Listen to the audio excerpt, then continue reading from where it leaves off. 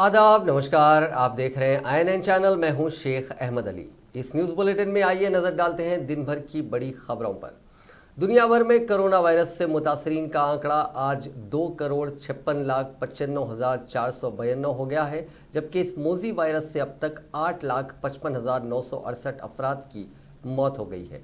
हिंदुस्तान में कोविड-19 के मुतासरीन का आंकड़ा 36,91,166 हो गया, जबकि 65,288 अफराद हलाक हो चुके हैं। तेलंगाना में मुतासरीन की तादाद 1,27,697 हो गई है, जबकि 836 अफराद हलाक हो चुके हैं। तेलंगाना में इतवार के रोज़ 2,734 नए मामले सामने आए थे और 9 अफराद की मौत हुई। रियासत में फिलहाल 31,699 एक्टिव केसेस हैं। रियासत में अब तक 95,162 अफराद इस मोजी वायरस से सेहतयाब भी हो चुके हैं। आंध्र प्रदेश कानून साज काउंसिल के सदर नशीन शरीफ मोहम्मद अहमद कोरोना से मुतासिर हो गए। वह हैदराबाद की एक प्राइवेट हॉस्पिटल में जेर इलाज है। रियासत की असल अपोजिशन तेलुगु देशम के लीडरों और काउंसिल के अरकान ने उनकी आजिलाना सेहतयाबी के लिए नेक तमन्नाओं का इजहार किया। दूसरी तरफ आंध्र प्रदेश कोरोना के मामलात की तादाद के लिहाज से मुल्क में दूसरे नंबर पर आ गई है। अब तक इस मकाम पर तमिलनाडु रियासत थी, ताहम अब इस जगह पर आंध्र प्रदेश ने ले ली। महाराष्ट्र 7,80,690 मामलात के साथ पहले मकाम पर है। तेलंगाना में कोरोना के मरीजों की तादाद में इजाफे के पेश नज़र ऑक्सीजन की तलब में काफ़ी इजाफा हो रहा है। इस तनाजुर में महकमे सेहत के अहदेदारों ने 22 हॉस्पिटल्स में सिलेंडरों के मौजूदा निज़ाम को क्राइव लिक्विड टैंक से तब्दील करने का फैसला किया है। पहले ही चंद टीचिंग हॉस्पिटल्स में ये निज़ाम मौजूद है, ताहम इसकी सलाहियत में इजाफा करने का फैसला किया गया। इससे रियासत के सरकारी हॉस्पिटल्स में मजीद 4,500 ऑक्सीजन बेड दस्तियाब होंगे।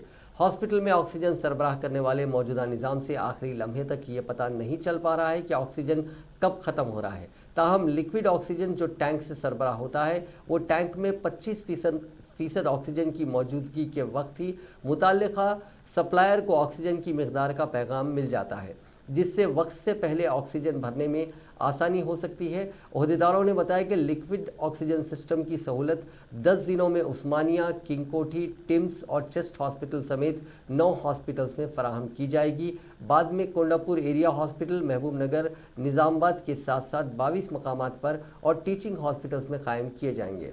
उस्मानिया और निज़ामबाद हॉस्पिटल में फ़िलहाल 6 लीटर वाले लिक्विड ऑक्सीजन की गुंजाइश है, इसे 20 लीटर तक बढ़ाया जाएगा। ओहदेदारों ने मजीद बताया कि कोरोना का इलाज रियासत भर के 42 सरकारी हॉस्पिटल्स में किया जा रहा है। इसमें 4,673 ऑक्सीजन बिस्तरों की सहूलियत है, जो नाकाफ़ी साबित हो रहे हैं। ख़ास तौर पर वरंगल, MGM, सिद्दीपेट, सूर्यापेट और नलगुंडा जैसे मकामात पर ऑक्सीजन बेड्स खाली नहीं हैं, इसलिए उन मकामात पर मज़ीद ऑक्सीजन बेड्स फराहम करने के लिए इक़दाम किए जा रहे हैं। इन मकामात पर 4,500 ऑक्सीजन बेड्स मज़ीद फराहम किए जाएंगे। लिक्विड ऑक्सीजन टैंक कम से कम 100 बिस्तरों वाले हॉस्पिटल में लगाने का फैसला किया गया है और जिन हॉस्पिटल्स में लिक्विड ऑक्सीजन टैंक की कम गुंजाइश है, उसकी गुंजाइश में मज़ीद इजाफा किया जाएगा। वरंगल MGM में फ़िलहाल 10 लीटर की गुंजाइश है, इसे 20 लीटर में तब्दील किया जाएगा। Telangana institute of medical sciences में 21 लीटर की गुंजाइश वाले टैंक लगाने का फैसला किया गया है। इसी तरह 100 से कम बिस्तरों वाले हॉस्पिटल्स के लिए 6,000 सिलेंडर्स खरीदने का फैसला किया गया है। मालूम हुआ है कि गुजरात के 2 या 3 कंपनियों से लिक्विड ऑक्सीजन टैंक मंगवाए जा रहे हैं। तेलंगाना के सिद्दीपेट में सब इंस्पेक्टर ने प्लाज्मा का अतिया दिया। कुकुनोरपल्ली के सब इंस्पेक्टर सुधाकर ने हैदराबाद में कोविड-19 के मरीज के लिए प्लाज्मा का अतिया दिया। सुधाकर 1 माह पहले कोरोना से मुस्बित पाया गया था, ताहम इलाज के बाद वो रूबे सेहत हो गया। जब इसके दोस्तों से इससे दरख्वास्त की गई कि B पॉजिटिव प्लाज्मा का अतिया दिया जाए, तो उसने अपने आला ओहदेदारों से उसकी इजाज़त मांगी और हैदराबाद के एक कॉर्पोरेट हॉस्पिटल में ज़ेरे इलाज मरीज़ के लिए प्लाज्मा का अतिया दिया। उनकी उस मसाई की पुलिस के आला अहदेदारों ने सताइश की और कोविड-19 से रूबे सेहत होने वालों से अपील की कि वो प्लाज्मा का अतिया देते हुए दूसरों की जान बचाएं। CLP लीडर भट्टी विक्रमार्का ने कहा है कि TRS हुकूमत ने सरकारी दवाखानों में मंजूरा डॉक्टर्स और पैरामेडिकल स्टाफ की जायदादों को गुज़िश्ता 6.5 साल के दौरान भी भर्ती नहीं किए। नागर कर्नूल हॉस्पिटल का मायना करने के बाद मीडिया से बातचीत करते हुए भट्टी विक्रमार्का ने कहा कि नागर कर्नूल डिस्ट्रिक्ट हॉस्पिटल की इमारत और तिब्बी सहूलियात कांग्रेस दौरे हुकूमत में फराहम की गई थी, लेकिन गुज़िश्ता 6.5 साल के दौरान चीफ मिनिस्टर चंद्रशेखर राव ने इस हॉस्पिटल की तरक्की के लिए कुछ नहीं किया। डिस्ट्रिक्ट हॉस्पिटल में 350 बिस्तरों की सहूलत फराहम की जानी चाहिए, लेकिन अभी भी यहाँ 100 बिस्तरों की सहूलत है। कांग्रेस दौर में मंजूरा डॉक्टर्स और दीगर स्टाफ की भर्ती नहीं की गई। कोरोना के मरीजों के लिए सीटी स्कैन और एंजियोग्राम की सहूलत नहीं है। यहाँ तक कि एक्सरे मशीन भी गैर कारगर हो गया है। इस हॉस्पिटल में 49 डॉक्टरों को मंजूरी दी गई थी, लेकिन अभी भी 34 डॉक्टरों की जायदादें खाली है। सीएलपी लीडर ने हर असेंबली हलके में आइसोलेशन और क्वारंटाइन सेंटर्स कायम करने का मुतालबा किया। उन्होंने कहा कि घरों में आइसोलेशन करने से दही इलाकों में कोरोना वायरस तेजी से फैल रहा है। इस मौके पर भट्टी विक्रमार्का ने आंध्र प्रदेश हुकूमत की जानिब से तामीर किए जाने वाले रायलसीमा लिफ्ट इरिगेशन स्कीम को रोकने का तेलंगाना हुकूमत से मुतालबा किया और कहा कि इस स्कीम की तामीर से तेलंगाना की 27 लाख एकड़ अराजियात को पानी नहीं मिलेगा और ये तमाम सहरा में तब्दील हो जाएंगे।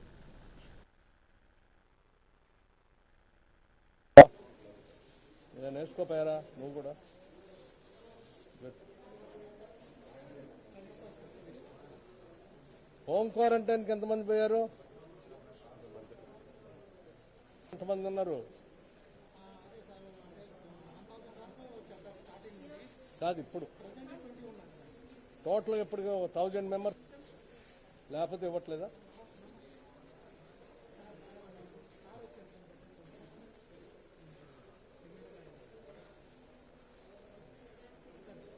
డాక్టర్ గారు, ఇది 4 వేకెంట్ మీరు రాంగ్ ఇన్ఫర్మేషన్ పెట్టారు దీంట్లో. జాగ్రత్త, కోవిడ్ పేషెంట్లను జాగ్రత్త చూడండి అమ్మా. మీ స్టాఫ్ చాలా తక్కువ ఉంది. Will try to represent the government. ఎక్కువ స్టాఫ్ వచ్చేటట్టు వస్తే మీకు ఇంత బర్డెన్ ఉండదు. మేమేం చెప్తున్నాం అంటే టోటల్ ఐసోలేషన్ సెంటర్ క్వారంటైన్ సెంటర్లో పెడితే బాగుంటుంది. ఇళ్ళకి పంపిస్తే హోమ్ క్వారంటైన్ అంటే ఇంట్లో ఒకటే లెట్రిన్ ఉంటుంది, అందరు ఇంట్లో వాళ్ళందరికీ స్ప్రెడ్ అవుతుంది. అన్యాయం ఉంది. వెళ్ళిపోవచ్చు, ఆ ప్రెస్ మాట్లాడి వారు వెళ్ళిపోవచ్చు.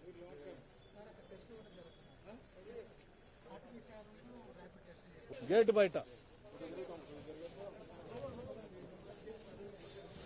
బయట కరోనా కోవిడ్ పేషెంట్లకు సంబంధించి ఈ రకంగా హాస్పిటల్ తిరిగి ఆసుపత్రుల్లో ఉన్నటువంటి సమస్యల కోసం రావటం అనేది కాంగ్రెస్ పార్టీ పక్షాన చాలా బాధాకరంగా మేము భావిస్తూ ఉన్నాం. నాగర్ కర్నూల్ జిల్లా హెడ్ క్వార్టర్ ఇది.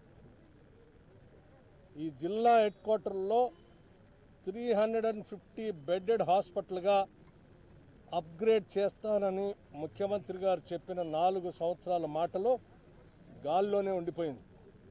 ఇది ఇంకా 100 బెడెడ్ హాస్పిటల్గానే ఉంది. పోనీ ఈ 100 బెడెడ్ హాస్పిటల్లోనైనా ఈ ప్రభుత్వము గత ప్రభుత్వాలు శాంక్షన్ చేసినటువంటి డాక్టర్ల పోస్టులైనా ఉన్నాయా?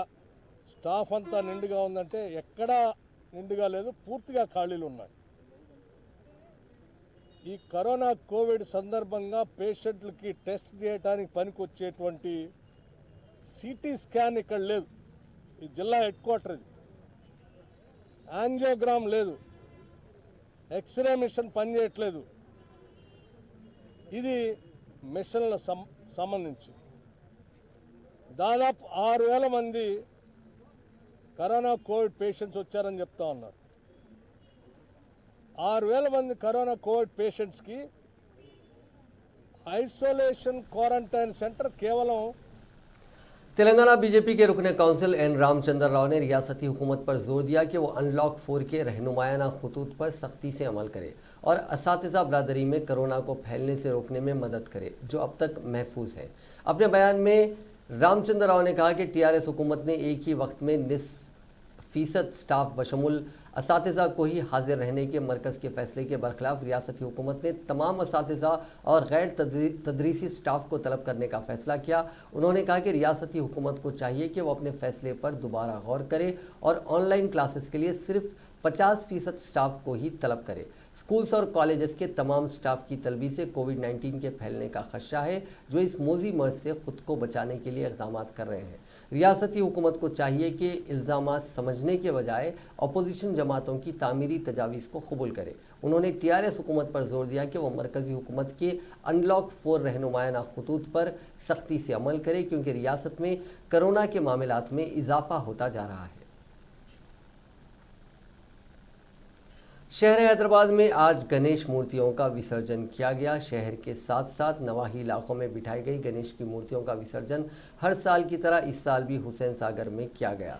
इस मरतबा कोविड-19 की वजह से बड़े साइज़ की मूर्तियों की तैयारी से गुरेज किया गया था। शहर के बालापुर से तकरीबन 18 किलोमीटर की शोभा यात्रा निकाली गई। गणेश मूर्तियों के विसर्जन के मौके पर हुसैन सागर के करीब भारी क्रेनों को रखा गया था और पुलिस की जानिब से वसी बंदोबस्त किया गया था।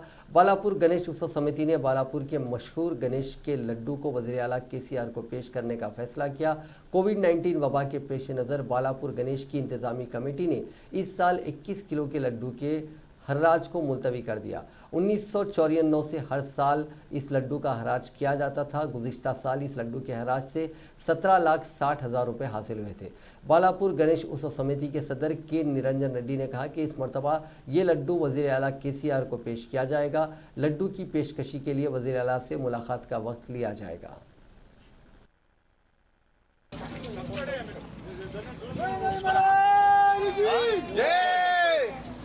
गणपति बप्पा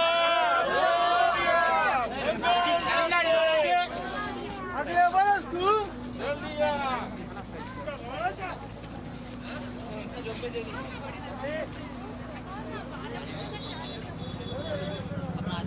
बोलो गणेश महाराज की।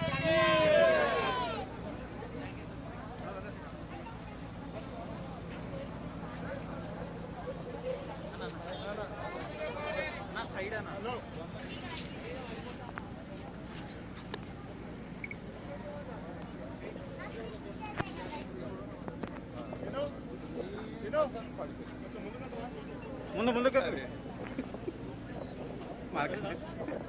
ఓకే సార్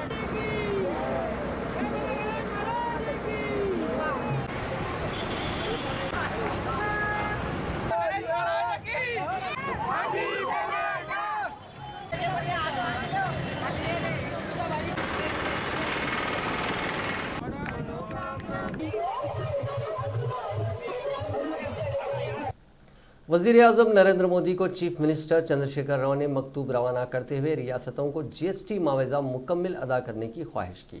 KCR ने अपने मकतूब में कहा कि मरकज़ी हुकूमत कर्ज हासिल करते हुए रियासतों को पूरा मावजा अदा करे। उन्होंने मुतालबा किया कि मावजे को कम करने का फैसला वापस लिया जाए। चंद्रशेखर राव ने कहा कि GST से नुकसान होने का इल्म रखते हुए भी तेलंगाना हुकूमत ने कौमी मफाद में GST बिल की तायद की थी।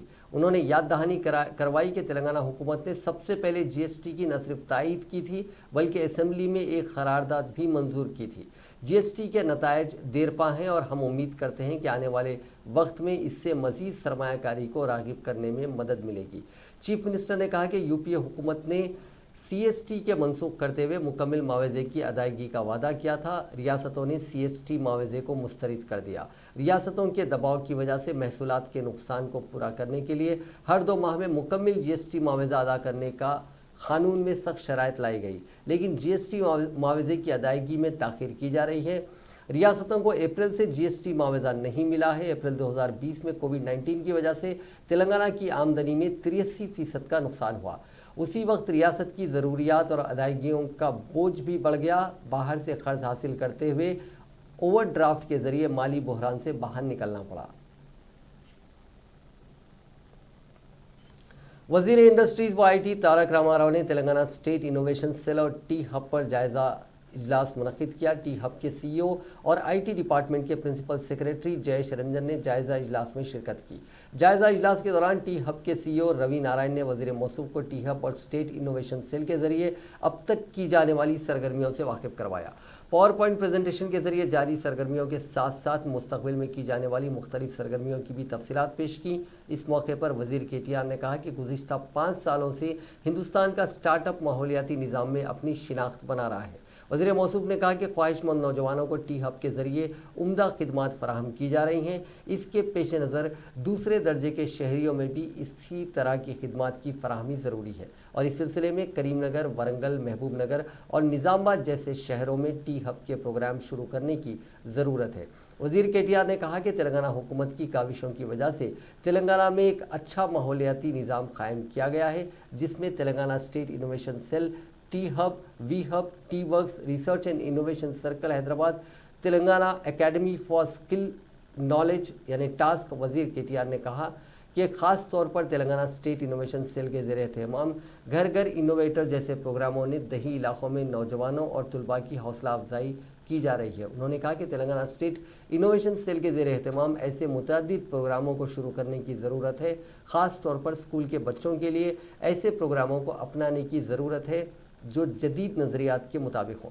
बच्चों को स्कूल की सतह पर इनोवेशन मुतारिफ करवाने और शोबे तालीम में इस कल्चर को फ़रोग देने की ज़रूरत है। वज़ीर मौसूफ ने मशवरा दिया कि टी हब के ज़रिए टेक इनोवेशन के साथ साथ दही और समाजी इनोवेशन पर भी तवज्जो दी जानी चाहिए। उन्होंने state innovation cell, T hub, T works और वी हब जो इस वक्त तेलंगाना में मौजूद हैं, उनको हिदायत दी कि वो मुताल्लिक़ा शोबों में इख्तिराई कामों के लिए मदद फराहम करें। उन्होंने कहा कि रियासत के ज़रई शोबे में इनकलाबी तब्दीलियों के मौजूदा तनाजुर में ज़रई शोबे में इख्तिराई कामों की हौसला अफजाई की सख्त ज़रूरत है। रियासती हुकूमत ने अराजियात को बाकायदा बनाने की scheme land regularisation scheme LRS का ऐलान किया है। LRS की दरख्वास्त 15 अक्टूबर तक ऑनलाइन तरीके पर दाखिल की जा सकती हैं। हुकूमत ने 26 अगस्त तक की अराजी को बाकायदा बनाने का ऐलान किया। LRS की रजिस्ट्रेशन फ़ीस 1000 रुपये और लेआउट की दरख्वास्त की फ़ीस 10,000 रुपये मुकर्रर की गई है। 100 गज से कम प्लॉट रखने वाले अफराद से फ़ी गज़ 200 रुपये वसूल किए जाएंगे। 100 से 300 गज प्लॉट को 400 रुपये फ़ी गज़ वसूल किए जाएंगे। 300 से 500 गज प्लॉट को फ़ी गज़ 600 रेगुलराइजेशन चार्जेस काबिल अदायगी है। 500 गज से ज़ायद प्लॉट्स को फ़ी गज़ 750 रुपये अदा करने होंगे। हुकूमत ने ऐलान किया है कि LRS स्कीम का इतलाक़ बल्दियात के साथ साथ ग्राम पंचायतों में भी होगा। वज़ीर अक़लियती बहबूद कोपुला ईश्वर ने आज अपने कैंप ऑफिस में 7 सितंबर से शुरू होने वाले असेंबली ऑफ काउंसिल के इजलास के लिए अपने तमाम मुताल्लिक़ा महकमों की तैयारियों पर तबादला ख्याल करने के लिए महकमों के सेक्रेटरियों के साथ एक जायज़ा इजलास मुनक़्क़िद किया। इस इजलास में मुशीर आला अक़लियती बहबूद AK खान, सेक्रेटरी बराए अक़लियती बहबूद Ahmad Nadeem, SC special secretary Vijay Kumar, SC DD commissioner Yogita Rana, director बराए अक़लियती बहबूद Shahnawaz Qasim, SC Gurukul secretary RS Praveen Kumar, secretary बराए अक़लियती बहबूद शफ़ीउल्लाह, SC कॉरपोरेशन के MD करुणाकर और दीगर आला ओहदेदारों ने शिरकत की। तेलंगाना हाई कोर्ट ने रायलसीमा लिफ्ट इरिगेशन प्रोजेक्ट की समाअत गैर मुअय्यना मुद्दत के लिए मुलतवी कर दी। तेलंगाना कांग्रेस लीडर वंशी चंद रेड्डी और समाजी जहदकार श्रीनिवास की जानिब से दाखिल करदा अर्जी की समाअत आज हाई कोर्ट ने की, जिन्होंने अदालत से ख्वाहिश की कि इस प्रोजेक्ट को रोकने के लिए आंध्र प्रदेश हुकूमत को हिदायत दी जाए। हाई कोर्ट ने वाज़ेह किया कि चूंकि यह मामला सुप्रीम कोर्ट और नेशनल ग्रीन ट्रिब्यूनल एनजीटी में ज़ेर इल्तिवा है, इसीलिए वो मुदाखलत नहीं करेगा। इस मरहले पर additional advocate general Ramchandra Rao ने बेंच से कहा कि इस मामले की समाअत हाईकोर्ट के हुदूद में आती है। इस पर चीफ जस्टिस RS चौहान की ज़ेर क़यादत बेंच ने सवाल किया कि आंध्र प्रदेश हुकूमत को तेलंगाना हाईकोर्ट किस तरह हिदायत दे सकता है। इस पर अर्जी गुजार के वकील ने अदालत से कहा कि एनजीटी ने AP हुकूमत को DPR दाखिल करने और बाद अज़ां टेंडर का मरहला मुकम्मल करने की इजाज़त दी है। इस पर बेंच ने कहा कि अगर एनजीटी के फैसले पर एतराज़ है तो वो सुप्रीम कोर्ट से क्यों रुजू नहीं हुए। इस पर आंध्र प्रदेश के एडवोकेट जनरल श्रीराम ने अदालत से कहा कि अर्जी गुजार की जानिब से जो नुकात को उठाया गया वो तमाम नुकात सुप्रीम कोर्ट में उठाए गए।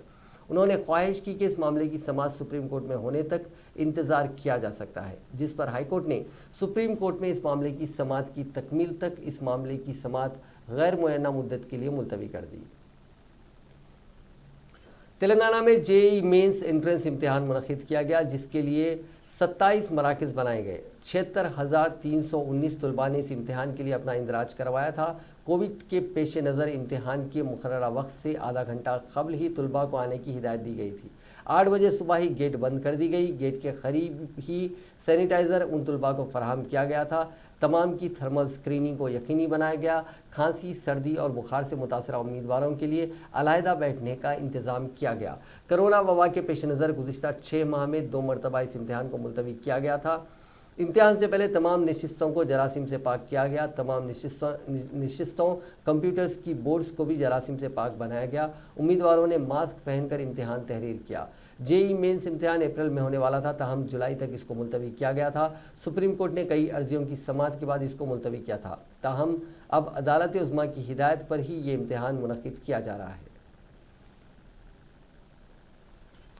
तेलंगाना भर के 285 मराकज़ में 2 सितंबर को पॉलीटेक्निक कॉमन एंट्रेंस टेस्ट यानी पॉलीसेट 2020 मुनक़िद किया जाएगा, जिसके औकात 11 बजे था 1:30 बजे दिन होंगे। इस इम्तिहान के लिए जुमला 73,918 उम्मीदवारों ने अपने नामों का इंदराज करवाया है। State board of technical education and training ने अपनी प्रेस रिलीज में कहा कि 10 बजे दिन से ही इम्तिहानी मराकज़ में तलबा को दाखिल होने की इजाज़त दी जाएगी।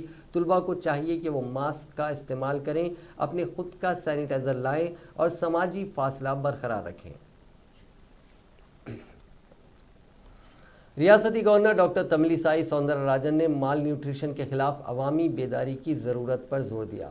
Shri Ramachandra institute of higher education and research की जानिब से मुनक़िद नेशनल न्यूट्रिशन मंथ 2020 प्रोग्राम को वीडियो कॉन्फ्रेंस से खिताब करते हुए गवर्नर ने कहा कि ज़चगी और के दौरान अमवात और बच्चों की अमवात के लिए ग़िज़ाइयात यानी माल न्यूट्रिशन एक अहम वजह है, लिहाजा इसको लेकर अवाम में बेदारी पैदा करने की सख्त ज़रूरत है। उन्होंने कहा कि वज़ीर-ए-आज़म नरेंद्र मोदी ने हिंदुस्तान को 2022 तक माल न्यूट्रिशन फ्री इंडिया बनाने के मकसद से पोषण अभियान शुरू किया है, जिस पर सालाना 9,000 करोड़ रुपए खर्च किए जा रहे हैं। Prime Minister Sri Narendra Modi ji has appealed the nation to celebrate this month September as Nutrition Month. He has appealed the people to trace out the malnourished people, malnourished children and women and provide them with nutritious food. The second thing is very important, to maintain a kitchen garden so that they can grow medicinal plants, herbs, which could be taken to prevent the disease, to boost the immune system of the people. I request each and everyone to follow this, and our great Thiruvalluvar has said, பிணியின்மை செல்வம் விளைவு இன்பம் ஏமம் அணி என்ப இந்நாட்டிற்கு இவ்வைந்து. பிணியின்மை செல்வம் விளைவு இன்பம் ஏமம் அணி என்ப நாட்டிற்கு இவ்வைந்து. Through his verse, the legendary saint highlighted that a country's 5 jewels are unfailing health, fertility, joy, security and wealth. He mentions unfailing health as the first point. Let us all resolve and rededicate ourselves to building a healthy and gas की booking के मौके पर मिलने वाले SMS के जरिए delivery authentication code फराहम करने पर ही सारिफीन को गैस सिलेंडर्स फराहम करने की तमाम गैस एजेंसियों को हिदायत दी गई है। नई हिदायत का मकसद सिलेंडर्स की कालाबाजारी को रोकना है और TP या DSC सिर्फ उन्हीं सारिफीन को फराहम किया जाएगा जिन्होंने गैस की बुकिंग की हो। गैस सिलेंडर्स की वसूली के मौके पर ये OTP या DAC बताना होगा, बसूरत दीगर सिलेंडर्स फराहम नहीं किए जाएंगे। गैस सप्लाई करने वाले एग्जीक्यूटिव को OTP दिया जाएगा, जिसका इंदराज मोबाइल ऐप में होगा, जिसके जरिए कंपनी को मालूम होगा कि किस मकाम पर ये सिलेंडर दिया गया। तेलंगाना एंटी करप्शन ब्यूरो ने एक बड़ी कार्रवाई करते हुए इंश्योरेंस मेडिकल सर्विसेज के साबिक डायरेक्टर देविका रानी के पास से 3 करोड़ 75 लाख रुपए नगद रकम जब्त की है। इसके अलावा ESI की फार्मासिस्ट नागालक्ष्मी के कब्जे से 72 लाख रुपए कैश भी जब्त किया गया। ये पैसा एक कमर्शियल और रेजिडेंशियल प्रॉपर्टीज की खरीदी के लिए इन्वेस्ट किया गया था।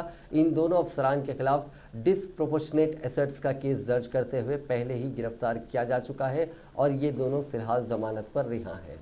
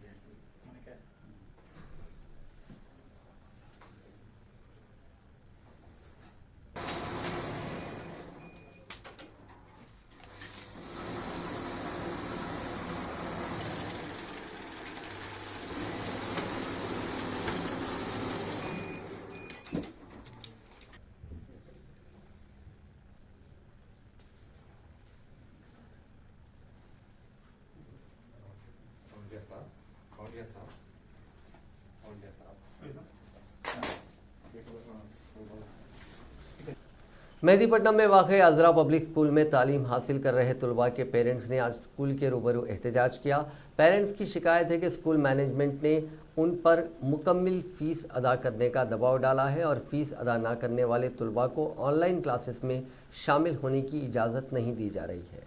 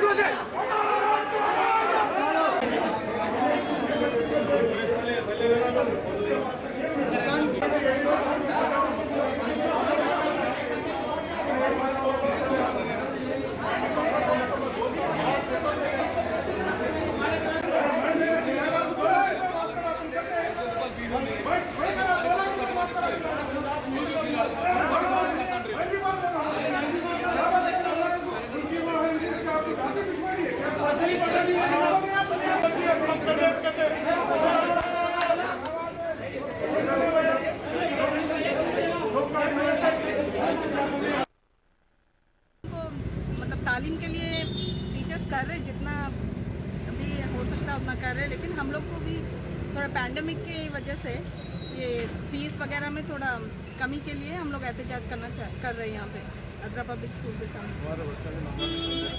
और जो ग्रुप में अभी जो ऑनलाइन क्लासेस चल रहे हैं, तो ये मंडे से ये लोग ये पीरियोडिक टेस्ट वगैरह कर रहे थे अभी, क्योंकि फीस पे नहीं करे पेरेंट्स, इसके लिए इन लोग को निकाल दिए ग्रुप से। अब आपका डिमांड हमारा डिमांड ये है कि 40% कंसेशन देना है फीस में, 40% कम करने का। सैटरडे के दिन बात कर रहे थे, क्या बोले? मेरे 3 बच्चे हैं, मेरे भाई के 3 बच्चे हैं, मेरे भाई की 1 बच्ची है, 7 बच्चे यहाँ पे हैं और मैं खुद फैकल्टी हूँ मुमताज़ कॉलेज में। हमारी खुद सैलरी 30% आ रही, सैलरी हमारी 30% आ रही। अब उस सैलरी में हम यहाँ पे फीसेस क्या भरेंगे बच्चों के, तो थोड़ा ये पैंडमिक के ज़माने में थोड़ा कंसीडर करें तो बेहतर है। नहीं जब पेरेंट्स का ये मुतालबा आ रहा है कि भाई 40% आप माफ़ करें, क्योंकि आपको अब फ़िलहाल कॉलेज स्कूल के एक्सपेंसेस कुछ भी नहीं है। और जहाँ तक सारे नौकरियों की बात है, कोई भी 100% सैलरी कोई नहीं दे रहा, कोई ऑर्गेनाइजेशन नहीं दे रहे, तो बात सबको मालूम है। आप भी नहीं दे रहे सबको 100% सैलरी। आप लोग कितना बनना चाह रहे हैं? हम लोग 60% पे करना चाह रहे हैं, 40% कंसेशन चाह रहे हैं। क्या बात है मैडम, तुम्हारे पेरेंट्स के लॉकडाउन है, ये वायरस की तरफ से किसी का कारोबार नहीं चल रहा, अच्छे लोग अब भी परेशान है। अब उन्होंने ऐसी हरकत करेंगे तब हम जिसके पास नहीं है उन्होंने कहाँ से बनेंगे, बोलिए आप। जिसके पास नाजरीन, इस न्यूज़ बुलेटिन में बस इतना ही। देखते रहिए INN चैनल।